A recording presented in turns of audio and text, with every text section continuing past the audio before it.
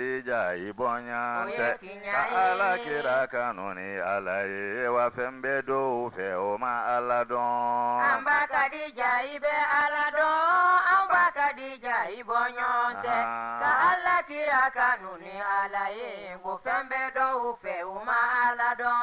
amba Khadija ibe ala don kwa amba Khadija. Bonjour à vous chers fidèles téléspectateurs et merci d'être avec nous aujourd'hui pour votre émission culinaire Guatelema. Une émission présentée par votre sœur Madame Soumbounou Morimousso Soumbounou et sponsorisée par la société Aminata Konate Baramousso. Alors aujourd'hui nous avons l'immense plaisir de nous retrouver chez notre sœur qui nous a invités pour nous présenter une très bonne recette qu'elle va se présenter et également nous parler du plat qu'elle va nous préparer. Assalamu alaikum madame Hendana Jamaram Bismillah Oge Moganem Biran Kamakenga ni Baramousso Guatelema. Aywa kamare nagare Madame Soumbounou Morimousso Soumbounou na ko ina kai société Aminata Konate nyanda sponsorisée. Donc Allah do lirange mundo o mare nagare nakara ado girito likara iwa munda na igandilinge go sore mo ko inkera ka kunci on kahi ona haydo. Salam alaikum ne bal mamso somo go bedi kor bashitena basi foiteno somo go bi nse awere du kor basi tawla nse ene ba tokoduma jamuduma Madame Kulubali Asanjara Madame Kulubali Asanjara ka bo ka chejumena ka bo bako jigoroni golf bako jikoran golf ini balmam so de be kuma la Madame Soumbounou Morimousso Soumbounou ka bo société Aminata Konate la ni bela jele mbale doni Baramousso ika wole sera ma vraiment adjarani abenama anana iko kibe fe ko ka plat mo mbado de la ka tubi choko na ke choko irane ni enfle baka jama bela jele na donc be fe ki dare do la ka nyafale ka ne yala ebna fin du de la ka tubi choko ira am bela jele na lemna supu de gla jege naji lemno de gla wira alla jel baka jama bela jelena ne balmam so Madame Kulubali iko kibina jege supu de la ka tobi chogo irane ni enfle baka jama wala ero jege supu ka cha na tobi chogo te kelene donc ebeni ta tobi chogo de ne irane ni enfle baka jama wala yala ebise ki ka jege ni ka na fa irana wa ne ga jege fle nan de ke supu ne jawai ube kala ni fene pomme de terre ube kala carotte bi kala poivron fene ubi kala ani tomate awo donc lu de be ke ki ka supu de la awo de ga supu famille soro la la aywa mbalma fle baka jama ko ma wera nyabala choko man takala ngolo mana ani baram soka porodu nana kana dambal mam so Madame Kulubali aka era de meka ka jega supu bayindla no yala la fiala ani sania ko mbal mam so iga naunte merci e jaranyere ala ga anto nyoy ala ga bulu me ga baral ni baram so ka tului o flene mino ke ga jege na jigla ni baram so ka ko mugi no fene ka aw lebe na nanga ko ti mai ye vinaigre aw no fene ke ga Eh bien voilà, chers fidèles téléspectateurs, comme vous le voyez, notre sœur, Madame Kulubali, vient de nous dire qu'elle allait nous préparer une bonne soupe de poisson. Et pour préparer sa soupe de poisson, elle aura besoin évidemment du poisson. Que voilà dans l'assiette, elle l'a lavé et elle a découpé en petits morceaux, comme vous le voyez. Et qu'elle avait également besoin des légumes, l'oignon, la tomate, le poivron, la carotte et pommes de terre. Et qu'elle n'avait pas oublié les produits Baramousso, l'huile d'arachide de Baramousso, le piment en poudre de Baramousso, le sheba de Baramousso, la moutarde de Baramousso, le darani de Baramousso, le poivre en poudre de Baramousso que vous voyez là. Il est efficace, surtout dans les cuissons de soupe, très efficace. Ça remonte le goût. Et le sel oïde de Baramousso, le persil en poudre de Baramousso, le céleri en poudre de Baramousso, la l'ail en pâte de Baramousso. Aywa mare mehainda no jamu mo mare na gare agara kono dangani mo gombe Madame Kulubali atina munda na supulinga da baro dangani lenki keda ka kunjon ka wona so mo gompai pour ni supulinga keda bari haju ko ni Baramousso magahunga ado nyere ado magahumiso awarni ko ya kai nyere mpeke ne kenga kitengure ati hajungo kinyene kenga ati hajungo kinyene magahumiso kai kenga ni tomati ngo kendi e karoti ngadi jabanga di ado poivron ati ajungo kene ko ngadinka dinkan ka walle ke ngani baramson produit no nga baramson tigate go kendi baramson poronto jurangadi baramson sheba jurangadi e baramson mutardi ngadi baramson dakani ngadi baramson poivre jura ke ngadi baramson poivre jura ke aga ya ngo ke nga ali ngenya na daka muntenya angana ke buchinero mo nga surtout supu angana munda na supu lingilinga da bari tanne duru ko tan na ke honerati angana munda na igande dambe suda bari angara ke buchinera di tanne igande keke lingona mago dangin haqqande agana ka kilon to ko ke de baramson poivre ali ngene mo ko buru nyakambi ho hontari ada bari ti poivre hunchi en kacha kachene baramson sapi jura ken kawi kitengore ha jo ke ne ken kai agana ka duru ko to ke sape ana kende nya sinsin imamungo baramson seller jurangi kitengure baramson persil jurangi kitengure baramson la empati kan kawi kitengure ayo mare nagaru kiani ahajunni kina kwai iri imaka hoke onkahi ona kutemba تعداد حبات الرمال واكثر san clara nga présentation mina ntege ko ni baramson mo ga savneji ko ga je mina nga dagasi je mina nga dagasi na jikal mina ko ke nga dagala aw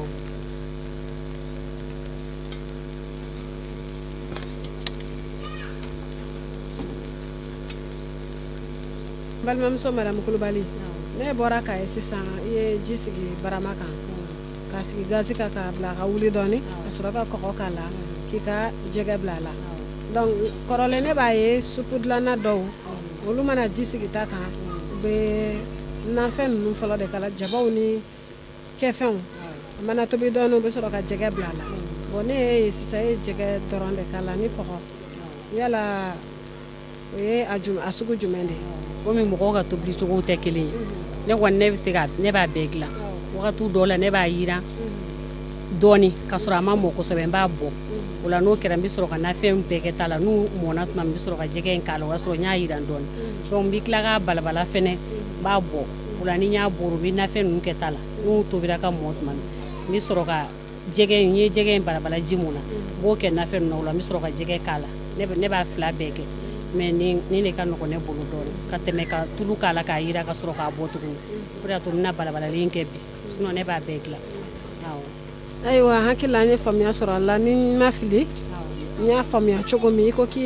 zeina take ibe jege balabala folo ji kono après be jege na bo ka soro ki ka balabala ji toujours obeto taka ibe kefen munta ina fo jabani poivron ani tomate ni pomme de terre ibo lukala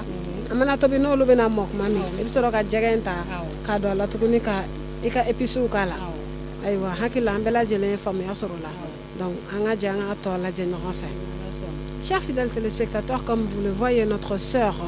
a pris sa marmite, elle l'a mis au feu, elle a mis un peu d'eau, elle a attendu un tout petit peu pour que ça bouillit, et ensuite elle a mis le sel et le poisson. Et ensuite elle va enlever son poisson et mettre ses légumes, et ensuite mettre les produits baramuso. Mare meha ndano jamoko mara ya range mkhombe o mare nagare ada jillo baramande na tako imbenga jike agana wari agawari ada sapi buchinera di na nyaka ladi donc nyaka keta gana barabare wa bugandini igana bugandi kendi kempale ni mako misuladi igani mako misuladi donc ale na nyaka kera kama na baramuso mako misul kasako ken kama on kahi ona kutona haydon تعداد حبات الرمال واكثر sanga jege barabara la minabo aw sisa yenga jege bo aw mina ngana fendi kala sa mina na fonke dagal ni bram suga celery mino kenga dagal not masara aw ni bram suga persil mino kala bram suga lay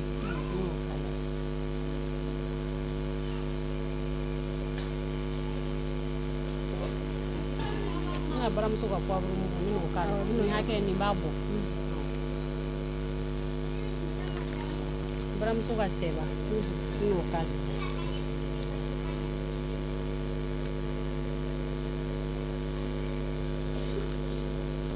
komi naji rumbi fruto min fitini kala awon tachi n'o k'a la n b'a lamaga n b'a n'o don ɲɔgɔn na o la n bɛ sɔrɔ ka n ka fɛn ninnu tɔ a ma kelen kelen kɛli bɔ n bɛna u bɛɛ k'a la ɲɔgɔn fɛ awɔ n b'a kɛ ni o ye.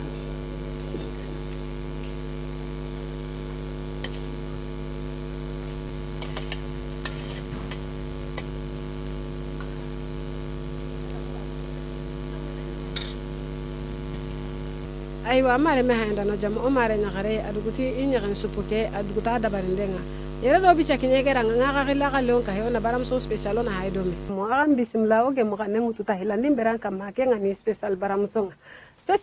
ni ge mo kanne societe aminata konnaten sorongara bukanda gara kesu agana hamu gabe kita baram so produit nun kama lenki nyagalinte ngo baram so tiga degen ko ina gai akeni yegande ida bugandi ya pur na soronde ne undi o yakarma baram so tiga dege aworo no makafonga kem maka fo bane aga na linganda lo way maro lo nay ko mangara way futo lo nay mo kombe makanye chengoro nay sure ngoro nay bara muson tiga dege adaga munteni aseneni alingeni wa sirenete hada mare menyon kincha hanga bara muson tiga dege afaka ni vitamine B9 ado enga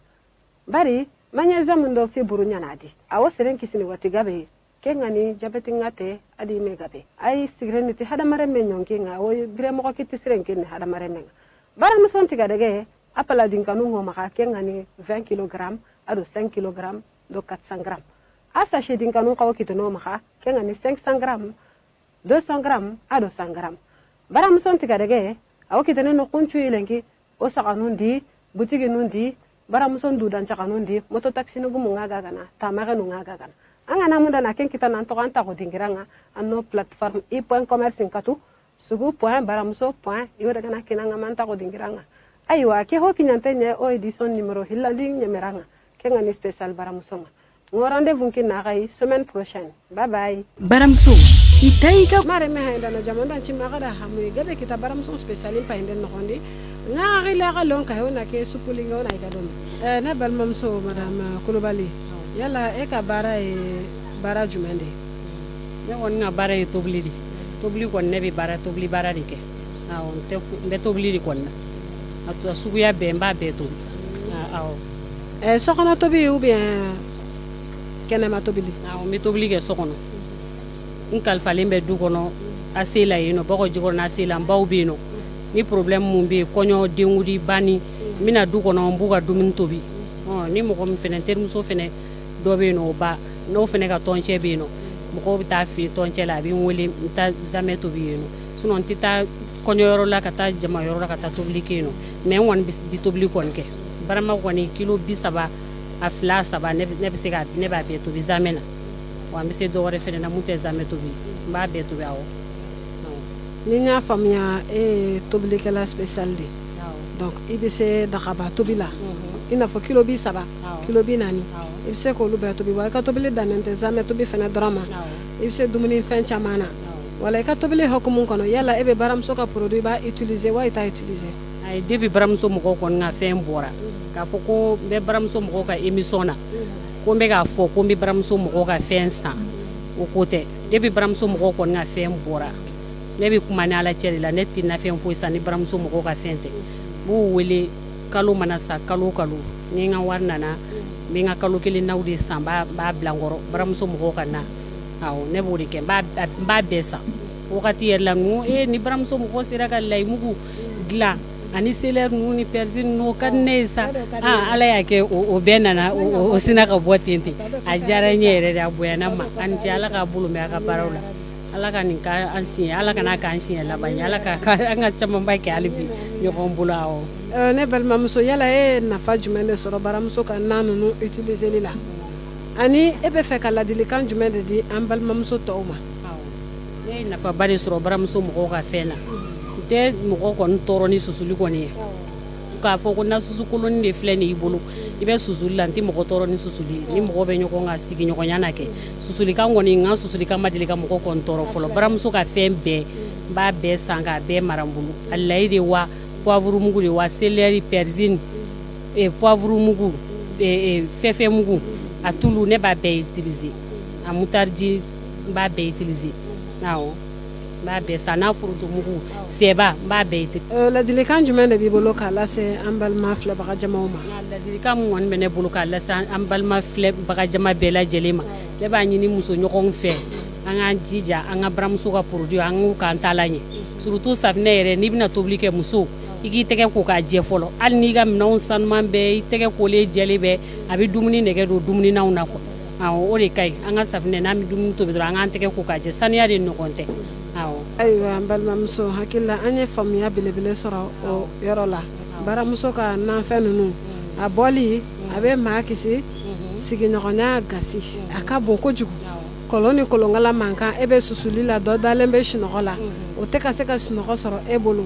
donc ni baramuso ka produit ninnu b'i bolo i bɛ kisi nin bɛɛ lajɛlen ma i bɛ murunin ta dɔrɔn k'a da fara tranquillement sans bruit i b'i ka tobili kɛ lafiya kɔnɔ saniya kɔnɔ damu kɔnɔ lɛzi kɔnɔ sisan n ka ɲɛŋɛmu ye dɔ tobi ani pomme de terre n bɛna jɛgɛ k'a la sisan nɔ k'a datugu sisan n ka jɛgɛ mɔna n bɛna n ka jɛgɛ bɔ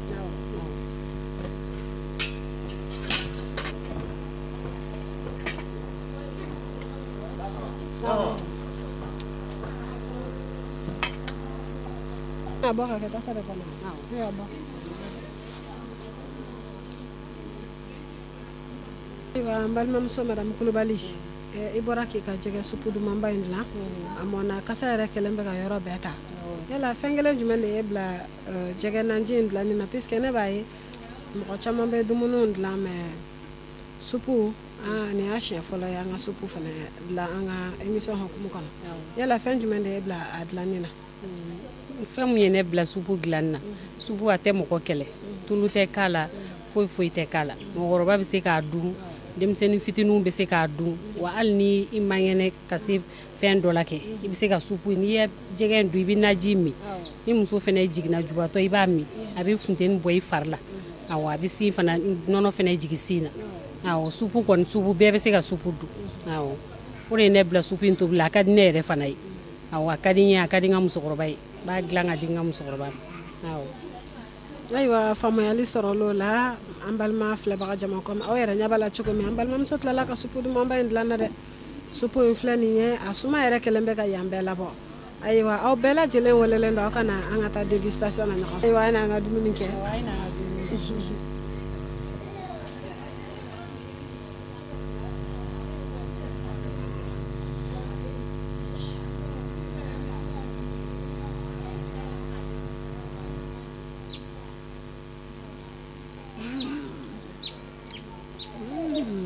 jara kojugu délicieux a jara kojugu an balimamuso tiɲɛ yɛrɛ la i bɛ se ka baara la i ka supu jara trop tulu ma caya kɔgɔ ma caya a jara yɛrɛ a bɛrɛ bɛnna et puis ka sababu kɛ baramuso ka produit minnu kɛra la olu y'a tɔ bɛɛ u ye kɔgɔ k'a tɔ bɛɛ la i ka guwa jara amina amina amina yarabi amina ayiwa n m'ale mɛn han dɔn jamu kɛ o kiɲɛ tɛ ɲɛ o gɛmɔ ka nɛkɛ ɲɛmɛranga kɛ nga ni baramuso ngwa telimanga no rendez-vous kinna kay semaine prochaine erbana neke bye bye ayiwa mbalma filɛbaga jamaw ni an seli an ka jɛmukan kuncɛyɔrɔ la n'o ye baramuso ka gwa telima ye an balimamuso ye supu dumanba dilan an bɛ ka déguster vraiment a diyara fo ka fɔ k'a diyara mɔgɔninfin bɛɛ lajɛlen bɛ se ka nin dun denmisɛnnin bɛ se k'a dun mɔgɔkɔrɔba bɛ se k'a dun i n'a fɔ banabagatɔ bɛ se k'a dun cogo min ka sababu kɛ baramuso ka produit minnu kɛra la o ye kɔgɔ k'a tɔ la k'a tɔ sankɔrɔta donc sisan n bɛ bɔ k'an lamɛnbaga bɛɛ lajɛlen fo barakastil ka bɔ dɔrɔbu kalaba lycée ɲɛtaso kare la ale ye ne ka tayɛri ye k'a ɲɛsin gutɔrɔnda ma coyi kalalikɛla kɔni a ye kalalikɛlaw baba de don n bɛ bɔ k'a fo dan tɛ foli min na n bɛ bɔ tuguni ka mariyamu kɔnatɛ fo ɲamakɔrɔ site unicef la i k'i kunda aldo bamako ka hydrati fɛ foyi kɛrɛfɛla la a ka salon bɔlen don k'a ɲɛsin immeuble ma fɛnɛ makɛli ko kɔni o kamaragan ka n'aw minɛ bilen ka mariyamu kɔfiri to yen nɔ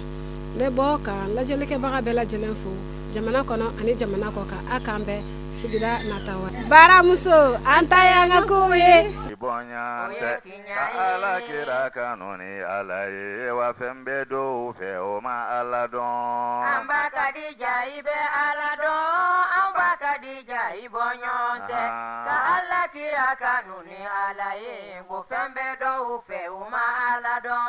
amba Khadija ibe alla don kwa amba Khadija